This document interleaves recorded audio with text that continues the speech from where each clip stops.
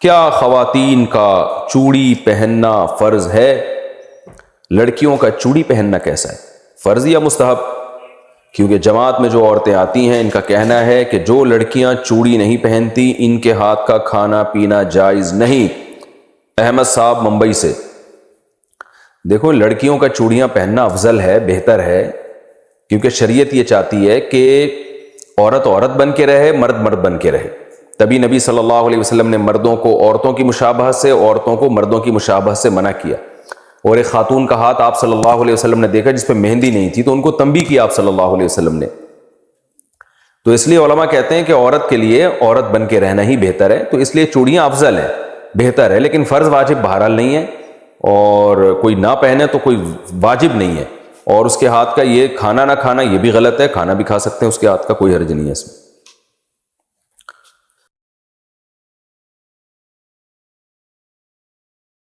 آگے چلتا ہوں، میں اصل بیان کی طرف آتا ہوں، یعنی اصل بیان سے ہٹتا ہوں، اصل بیان کی طرف آتا ہوں۔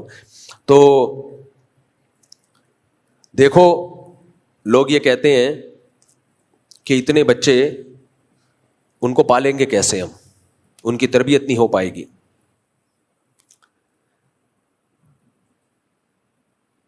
اللہ تعالیٰ نے نا قرآن مجید میں اولاد کو گفٹ کہا ہے۔ کیا کہا ہے؟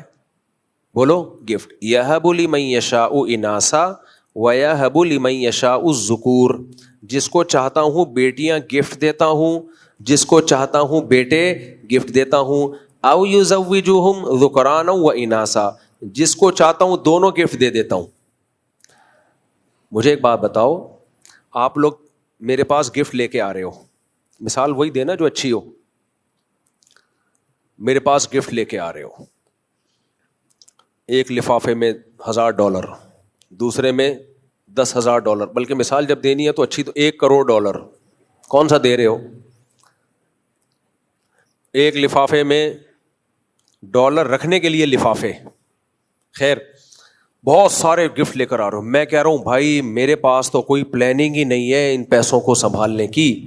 کوئی صاحب سوٹ لے کر آ گئے وائٹ، یہ لو بھائی، ایک صاحب شوز لے کر، ابے بھائی میرے پاس تو کوئی پلاننگ ہی نہیں ہے ان کو سنبھالنے کی، اس لیے میں نہیں لے رہا۔ دنیا میں ایسا کوئی دیکھا آپ نے؟ گفٹ میرے بھائی جتنا ہو لیا جاتا ہے، کیونکہ گفٹ ہے، پینلٹی نہیں ہے۔ ہاں لینے کے بعد پلاننگ کی جاتی ہے، یار اتنا پیسہ اکٹھا ہو گیا، کیا کریں، کتنا صدقہ کرنا ہے، بحریہ ٹاؤن میں مزید کتنے پلاٹ لینے ہیں، گاڑی کون سی چینج کرنی ہے، یہ والی چھوڑ دو پرانا ماڈل ہو گیا، نئی والی لے لیتے ہیں، مرغیاں دوبارہ مزید خرید لیں، شادیاں تو کر نہیں سکتے اب، یہ کر لیں وہ کر لیں، بچوں کو اور اچھے اسکول میں ڈال دیں، وغیرہ وغیرہ، کیونکہ کھپانے کے لیے بہت جگہ ہے میرے بھائی۔ کبھی دنیا میں کوئی ایسا بے وقوف نہیں ہوگا جس کو آپ نے گفٹ دیا اور کہ یار رکھنے کی جگہ نہیں ہے، وہ کہے گا لے آ بھائی جگہ بنا لوں گا، میں صدقہ کر دوں گا یار۔ یہ دنیا میں انگریزوں نے ہمیں ڈال دیا اس حماقت پہ، انہوں نے بولا اولاد گفٹ نہیں ہے بلکہ بوجھ ہے۔ یقیناً ہے، گوروں کے لیے ہے بوجھ، انگریزوں کے لیے اولاد بوجھ ہے، کیونکہ ان کے ہاں بچے ماں باپ کو نہیں پالتے، تبھی تو وہ کتے پالتے ہیں،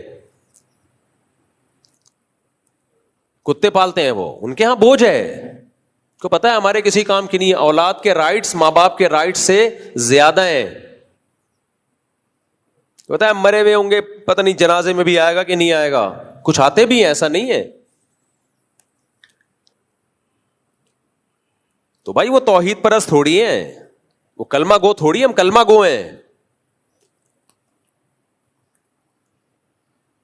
تو گفٹ لینے میں پلاننگ نہیں کی جاتی ہے، لینے کے بعد پلاننگ کی جاتی ہے۔ تو اولاد جب اللہ کی طرف سے گفٹ ہے، آنے دو، پھر کیا ہے بھائی۔ اور یار دیکھو gift, there are 2 types of gift. ایک گفٹ ہوتا ہے میں آپ کو دوں، لوگ کہتے ہیں میرے باپ کا گفٹ ہے سنبھال کے رکھوں گا، میرے پیر و مرشد کا تحفہ ہے سنبھال کے رکھوں گا، کیا خیال ہے؟ وہ تو سنبھال کے رکھا جاتا ہے۔ حضرت مفتی تقی عثمانی صاحب دامت برکاتہم کو کسی ان کے پٹھان شاگرد نے $10 گفٹ میں دیے، بہت غریب تھا، حضرت نے اس کو پلاسٹک کوٹنگ کرا کے رکھ لیا، یار ایک غریب آدمی نے گفٹ دیا ہے کتنی محبت سے، وہ 10 روپے ان کے لیے کیا حیثیت اس کی, لیکن انہوں نے کیا کیا, فرمایا کہ میں نے اس کو رکھ لیا, اتنی محبت سے دیا. تو گفٹ کی قدر جب کی جاتی ہے, دینے والا جب آپ کی نظر میں اس کی قدر ہو. گفٹ دینے والے کی اگر قدر آپ کے دل میں ہے تو آپ اس کے تحفے کی بولو قدر کرو گے, چاہے وہ سستا ہی کیوں نہ ہو. دیکھو بقرعید میں ہم گوشت کیوں کھاتے ہیں؟ بقرعید میں اللہ نے 4 دن روزے رکھنا حرام کر دیا کہ نہیں کر دیا؟ کیا خیال ہے بھائی صاحب؟ کیوں اللہ کہتے ہیں میں تمہیں گفٹ میں گوشت دے رہا ہوں, یہ جانور تم نے کاٹا کس کے لیے؟ بولو اللہ کے لیے, میرے حوالے کر دیا, میں اس کا مالک. اب میں نے تمہیں کہا کھاؤ, میری طرف سے کیا ہے؟ دعوت. تو کیا مطلب یہ عام دنوں میں جو ہم بکرے کھاتے ہیں یہ اللہ کے علاوہ کوئی اور کھلاتا ہے ہمیں؟ ہیں آپ لوگ بولتے ہی نہیں ہو یار, مزہ ہی نہیں آ رہا. عام دنوں میں ہم جو بکرے کھاتے ہیں یہ کیا جاپان کے سائنسدانوں نے پیدا کیے ہیں؟ یہ بھی تو اللہ نے پیدا کیے ہیں. لیکن اللہ نے کہا روزہ رکھو زیادہ بہتر ہے, شام کو افطاری میں کھا لینا, دن میں کیا رکھو روزہ.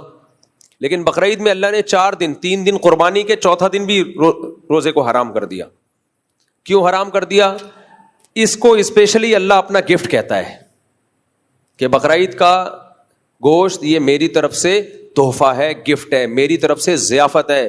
تبھی صحیح حدیث میں آتا ہے ایام اکل و شربن, کھانے پینے کے ایام ہیں یہ. اسلام میں صرف 4 دن ہی ہے کھانے پینے کے, باقی سارے روزے کے ہیں. ایک 5 دن, ایک عید کا اور ایک 4 دن بقرعید کے, جن میں 3 قربانی کے, ایک ایام تشریق. 5 دن ہی ہے اسلام میں کھانے پینے کے, باقی سارا سال کم کھاؤ گے ثواب ملے گا, روزہ رکھو گے ثواب ملے گا. تو یہ کیوں اللہ نے بقرعید میں حرام کر دیا؟ اللہ نے کہا یہ میری طرف سے ضیافت ہے. اب گوشت تو ہم پورا سال کھاتے ہیں, لیکن اس گوشت کی نسبت کدھر کو ہو گئی؟ اللہ کی طرف. اب اس کی ویلیو ہماری نظر میں بڑھ گئی. ہم روزہ نہیں رکھ سکتے. اللہ کہیں گے یہ کیا بات ہے, میں دعوت کر رہا ہوں, تم روزہ اپنے دوست کے ولیمے میں گئے, دوپہر کو بلایا اور آپ کھا نہیں رہے, میرا روزہ ہے. وہ کہے گا یار میں نے تو 1 مہینہ پہلے بتا دیا تھا آج میرا ولیمہ ہے, کسی اور دن نہیں روزہ رکھ سکتے تھے. غصہ آئے گا نا اس کو. اس طرح اللہ کو بھی غصہ آتا ہے. تو اولاد, ہر نعمت اللہ کا گفٹ ہے, لیکن اولاد کو اسپیشلی اللہ نے اپنا گفٹ بولو قرار دیا. یہب لمن, ہبا کرتا ہوں, ہبا گفٹ. تو جو اللہ کا گفٹ ہے اس میں آپ کہہ رہے ہو بچے 2 ہی اچھے, واہ کمال ہو گیا. یہ گورے نے آپ کی کھوپڑی کیا کر دی ہے؟ خراب, کیونکہ اس کی اپنی کھوپڑی خراب ہو چکی ہے. ان کے لیے واقعی وہ پینلٹی ہے, عذاب جان ہے.